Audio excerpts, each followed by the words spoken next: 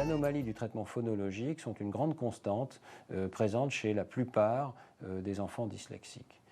C'est-à-dire un déficit, une difficulté dans la représentation et la manipulation des sons de la parole. Dès que nous lisons, une région cérébrale située dans le cortex de l'hémisphère gauche met en connexion 3 aires impliquées dans la vision, la prononciation et l'articulation, et le lexique mental. Selon cette théorie, l'origine de la dyslexie est définie comme un trouble du traitement des sons qui perturbe l'acquisition du langage écrit.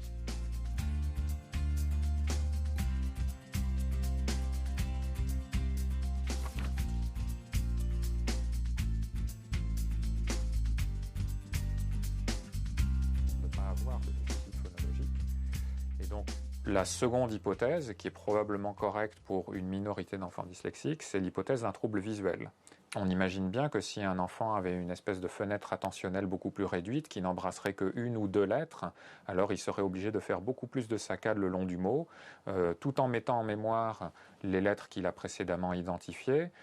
Donc ça serait beaucoup plus coûteux d'un point de vue cognitif. Il faudrait que l'enfant fasse jouer sa mémoire.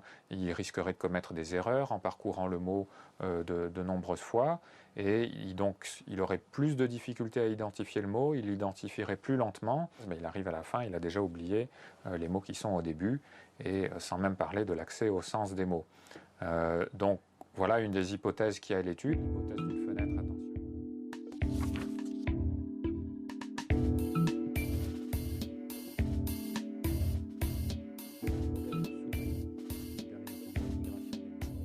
On commence à comprendre que la migration des neurones est impliquée de façon très étroite dans la dyslexie. Il se trouve que les neurones naissent dans une région cérébrale différente de celle à laquelle ils sont destinés. Et donc ils doivent migrer de la région de leur naissance vers la région cérébrale dans laquelle ils vont accomplir leur fonction. Et c'est ce processus qu'on appelle la migration neuronale. Si ce processus est perturbé, la région cible dans le cortex va être désorganisée. Il va y avoir des petits amas de neurones qui vont se créer. On appelle les dysplasies. Il va y avoir également des anomalies dans le processus de plissement du cortex qui va éventuellement être repérable ensuite par imagerie macroscopique. Ce sont des petites structures de l'ordre du millimètre ou un petit peu moins d'un millimètre. Et ces circuits désorganisés, parfois très légèrement épileptiques, vont évidemment perturber l'apprentissage de la lecture. Donc ce n'est pas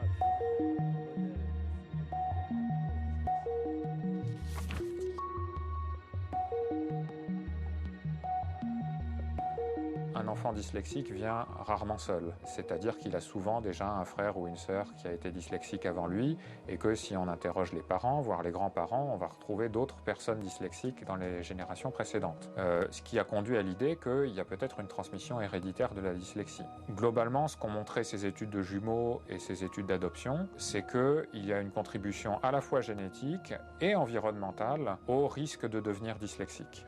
L'environnement langagier dans lequel grandit l'enfant, qui sont la manière dont on lui apprend à lire, qui sont les difficultés orthographiques de la langue, qui modulent aussi les facilités d'apprentissage de la lecture, etc. Depuis la fin des années 90, les progrès de la biologie moléculaire, le séquençage du génome humain ont permis vraiment de faire des progrès à ce niveau-là et d'aller fouiller dans le génome et d'essayer de chercher quels sont les gènes qui sont associés à toutes les maladies possibles et imaginables.